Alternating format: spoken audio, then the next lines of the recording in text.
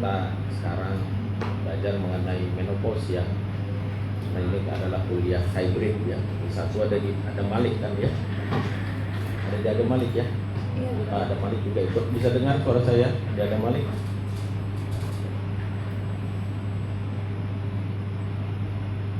Izin dokter terdengar. Ya baik. Ya, jadi menopause ini adalah suatu keadaan ya, yang dimana wanita normal jika dia pernah haid pasti akan mengalami. Kenapa orang bisa menopause? Tahu nggak arti menopause itu apa? Sebelumnya.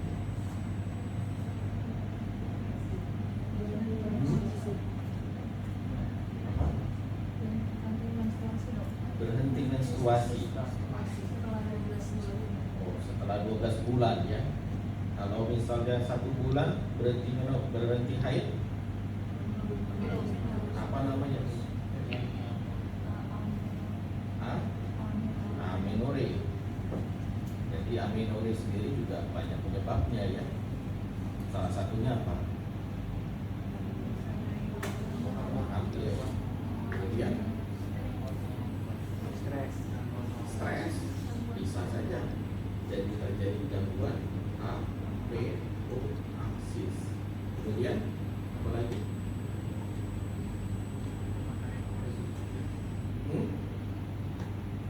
Gak usah takut, kita sekarang belajar. Jadi belajar itu boleh berdiskusi ya. Jadi tidak ada yang salah, mungkin hanya perlu diluruskan. Apa? Ya lifestyle, betul. Lifestyle yang bagaimana? Ya, BMI tinggi. Jadi apa namanya, sindrom apa? Metabolic syndrome. Sering bisa menyebabkan apa? PCOS. Pintar sebenarnya kan. PCOS. Jadi terjadi oligomenore, oligoovulasi. Apa? Karena dia FSH dan LH itu dia tidak stabil. FSH-nya terlampau rendah, LH-nya terlampau tinggi. FSH gunanya untuk stimulasi agar folikel menjadi berkembang dari folikel antral menjadi folikel apa? Di minggu berapa ini? Minggu pertama, tapi ya harusnya tahu lah ya. Di folikel antral menjadi folikel di graft, kemudian menjadi folikel dominan. Setelah itu dia akan mengalami proses yang namanya seperti itu. Kalau dia terjadi pembuahan alami dari fungsi ovari. Dan ada lagi menurut CAMS ya, Council of Affiliated Menopause Societies. Ini dikatakan terjadi setelah 12 bulan amenore yang disebabkan oleh kelainan patologis ataupun fisiologis. Jadi kalau patologis contohnya apa? Sepertinya apa? Hysterektomi, ya bagus. Hysterektomi bisa berhenti haidnya. Tapi kalau dia ovariumnya tinggal, apa yang terjadi? Kan kita kan berkata tadi bahwa fungsi sangat baik. Itu harus kalian ingat, terutama yang wanita-wanita ya. Nah, kita jodohkan dengan tapi sudah mulai berpikir ke masa depan. Dan penyebab dari menopause ini ya banyak ya. Jadi bisa karena genetik, ini faktor predisposisi. Ada dia dengan gejala siklus haid memendek, kemudian perokok ya, biasanya lebih cepat 2 tahun, kemudian terlalu kurus juga nggak bagus, karena malnutrisi itu tidak ada yang memberi nutrisi ke ovarium, akibatnya dia tidak bisa memproduksi sel telur dengan baik. Muli parah ya, ini yang anak, infertilitas, kemudian tidak pernah memakai kontrasepsi oral. Jadi kontrasepsi oral itu di situ yang COC atau kontrasepsi oral kombinasi itu ada estrogen dan progesteron di situ. Jadi bisa merangsang sebenarnya kalau siklus haid dari wanita itu kurang bagus, dirangsang agar menjadi baik. Jadi dia bisa mencegah atau mengurangi risiko untuk terjadinya menopause yang dini. Kemudian ada kata-kata menopause precox. Menopause precox ini kalau kita tahu tadi bahwa usia menopause itu 51 tahun, ini sebelum 40 dia sudah berhenti haidnya. Ini memang tidak banyak, sekitar 1% dari perempuan, dan etiologinya bisa familial, 10% dari kasus. Jadi misalnya ada saudaranya yang seperti ini, biasanya akan terjadi ke saudaranya.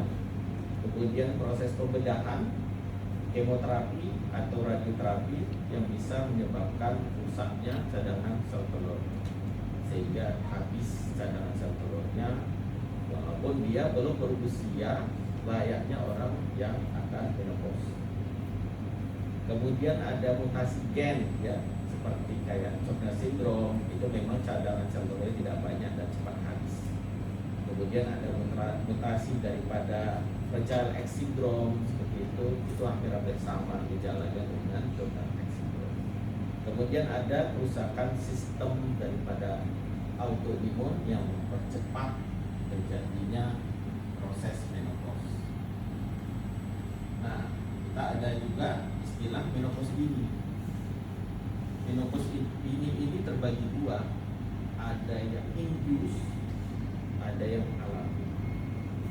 Kalau induce itu biasanya ada proses yang dilakukan sebelumnya, ya, seperti bedah, itu pengangkatan kedua ovarium, bisa dengan atau tanpa hysterektomi. Jadi hati-hati bila orang, ya, pasien-pasien yang sudah pernah dilakukan operasi ovorektomi unilateral. Artinya unilateral hanya sebelah saja yang diangkat, tapi dia tetap ada potensi untuk tumbuh kista kembali pada yang sebelahnya, sisi lateral. Kalau dia angkat dua-duanya, apa yang terjadi? Tidak ada lagi, ya, jadi dia tidak ada lagi terjadi stimulasi HPO aksis. Apa HPO aksis? Hipotalamus pituitary ovarian axis. Itulah dia yang membuat regulasi haid selama masih ada cadangan sel telur. Jadi harus dipikirkan. Ya, misalnya kalian ketemu dengan pasien yang namanya anak FK, ya, pastilah ditanya-tanya sama saudaranya, kalau saya mau operasi, udah pernah operasi kista gimana gitu. Ya, ditanyakanlah sama dia, dulu waktu operasi kista itu diangkat nggak ovariumnya, itu harus jelas. Dan orang sekarang kan teknologi sudah sangat-sangat modern, jadi orang bisa lihat dari Google, ChatGPT, ya, sudah sangat itu, ya, teknologi yang pintar sekali. Dan itu juga membuat kita sebenarnya jadi harus lebih banyak belajar. Karena waktu kayak saya dulu itu tidak banyak informasi. Kami dulu masih pakai pager. Apa bisa di pager itu? Kalau mau menimba ilmu ya harus ke perpustakaan. Kaji. Sekarang semua ada di genggaman tangan. Ya. Dan kita tidak berikan menopause hormonal terapi bila pasien sudah di atas 60 tahun, karena lebih banyak mudaratnya daripada manfaatnya. Jadi makanya kita tidak berikan. Ya, harus dilihat resiko dan keuntungannya. Kalau dia resiko keganasan, kardiovaskular, sebaiknya tidak usah diberikan. Tapi kalau keuntungannya lebih banyak, ya, seperti BMD, efek metabolik, dan tentu berkurangnya gejala daripada sindrom menopause. Nah, ini sama, ya. Dan regimen yang biasa dipakai itu bisa estrogen saja, estrogen only, bisa estrogen tanpa progesteron kalau si pasien masih menginginkan menstruasi. Dan ini dia hanya yang masih ada uterusnya saja baru dikasih EP. Dan ada juga oral dan transdermal ya, macam-macam. Ada yang topikal disalepin gitu ya, kayak estrogel, itu lebih gampang ya. Dan ada yang lokal.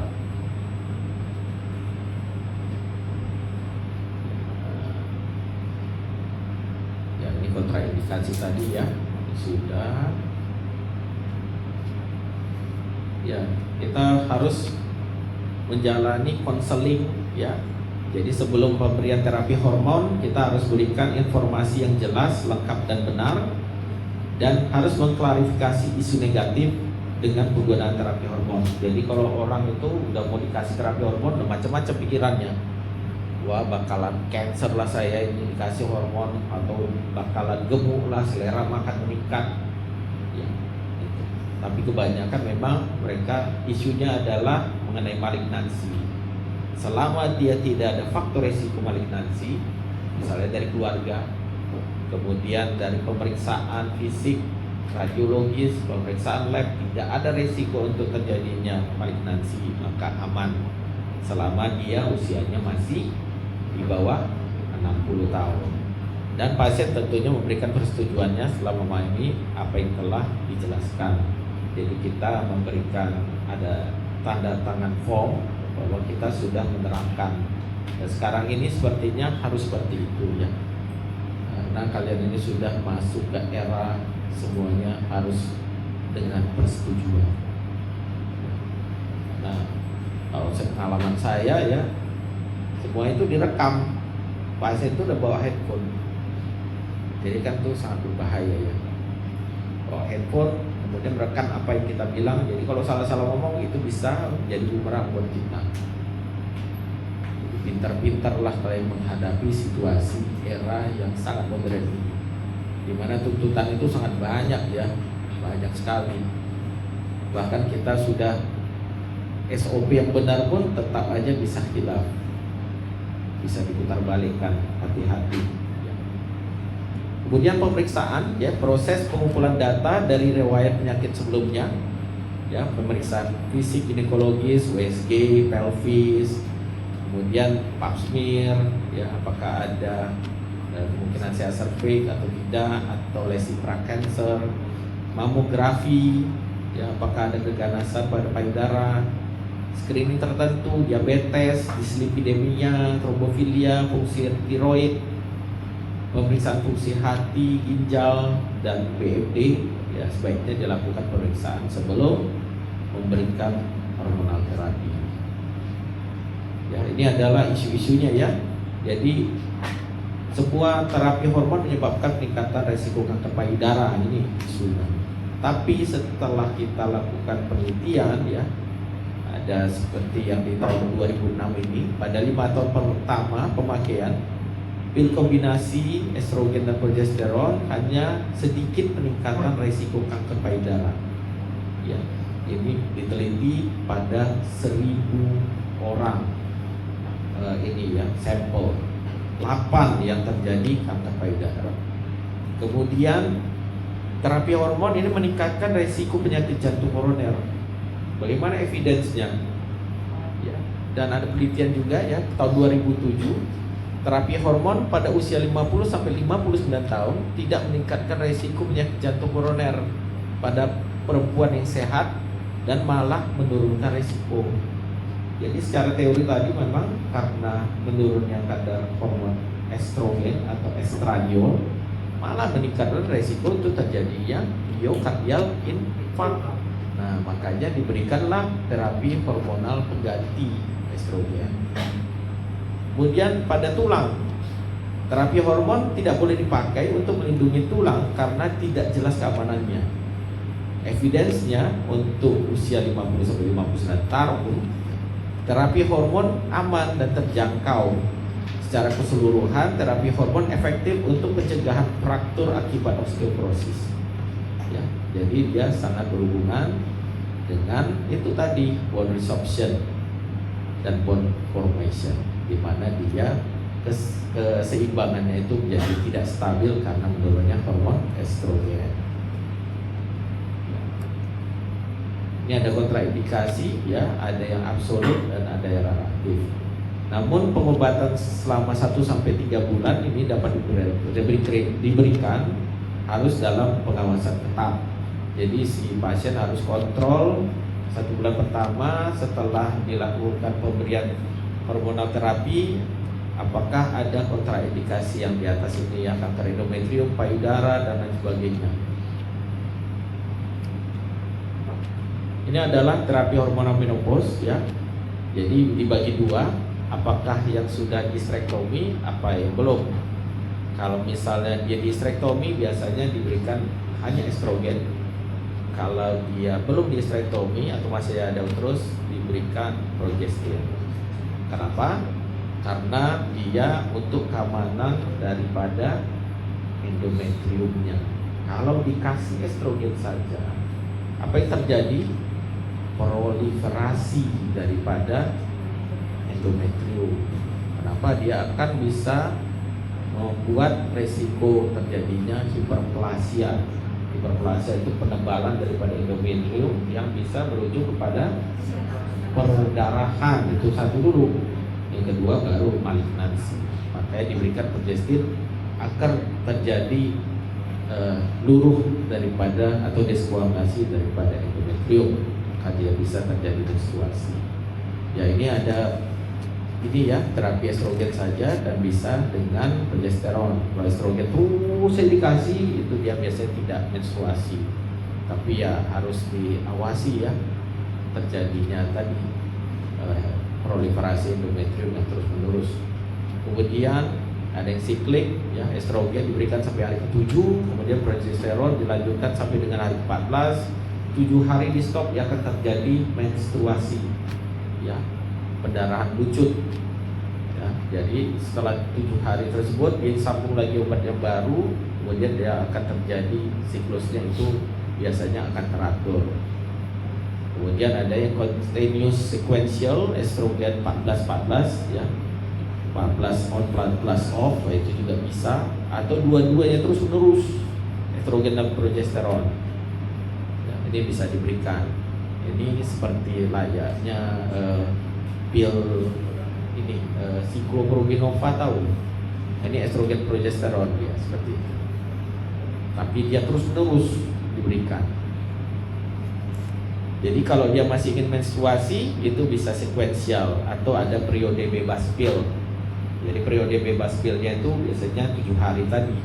Jadi diberikan sampai 21 hari, bebas pil 7 hari. Di antara 7 hari ini 3-4 hari atau 5 hari kemudian akan menstruasi. Kemudian 7 hari kemudian dia harus diberikan obat baru. Itu akan terjadi siklus haid yang reguler ya. Kemudian kalau tidak ya continue aja tanpa ada periode bebas pil. Nah, pemberian ini 1-3 bulan dan harus dilakukan monitoring. Apa yang harus dimonitor? Yang harus dimonitor adalah bagaimana keluhannya. Ingat, dia datang ke kita itu ada keluhan. Keluhannya seperti ya vasomotor syndrome, kemudian ada gangguan night sweat, ya ada gangguan seperti nyeri sendi dan lain sebagainya ya. Emosi tak stabil. Kalau dia berkurang, ya tentu bisa diteruskan sampai 3 bulan, tapi tetap harus dimonitor. Kemudian harus dilihat apakah ada efek samping atau tidak. Efek sampingnya seperti apa? Mungkin ada perdarahan, atau mungkin ada dia jadi semakin berdebar-debar jantungnya. Ada yang paling kecil saudara, efek sampingnya adalah selera makan ya. Ya, terapi hormonal ini meningkatkan, memicu selera makan. Akibatnya dia terjadi peningkatan daripada berat badan. Ya, ini follow up ya. Jadi kita harus lihat bagaimana efek samping ataupun efek terapi yang kita berikan kepada pasien. Biasanya yang harus kita evaluasi keluhannya ini, apakah ada gangguan penyerapan obat. Maka perlu dievaluasi kemungkinannya muncul efek samping. Lalu dapat dipicu oleh karena adanya interaksi dengan obat lain. Apakah dia ada menggunakan obat-obat lain yang bisa berinteraksi dengan hormonal, ya, seperti pemberian itu obat-obat lambung kayak omeprazol tidak, domperidon itu bisa mengganggu kerja obat. Kemudian ada gindinnya, simetidin itu mengganggu kerja obat ya. Jadi itu akan mengurangi efek terapeutik daripada obat yang kita berikan. Atau memang dosisnya belum sesuai, jadi bisa kita tingkatkan tapi dengan pengawasan ketat. Kemudian ya, itu meningkatkan dosis juga harus kita perhatikan, dia harus secara bertahap. Dan perhatikan kemungkinan munculnya efek samping ya. Dan kondisi yang harus diperhatikan seperti ada gangguan fungsi hati maupun ginjal ya. Jadi harus memang sih idealnya kita periksa darah, lihat liver function test dan renal function test juga, SGOT, SGPT dan kreatinin setidaknya. Ya, ini osteoporosis ini biasanya kekuatan tulang, ya, kualitas tulang dan jumlah tulang ini harus sesuai. Bagaimana arsitekturnya, tingkat pergantiannya, akumulasi kerusakan, matriks kolagennya, ini harus benar-benar baik. Dan itu akan menurun oleh karena pengaruh menurunnya kadar hormon estradiol. Kalau dia pasca menopause itu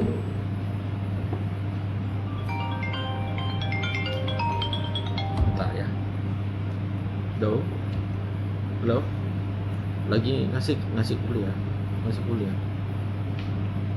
Di apa? Di rumah si Rusu. Rumah si Rusu di Pani.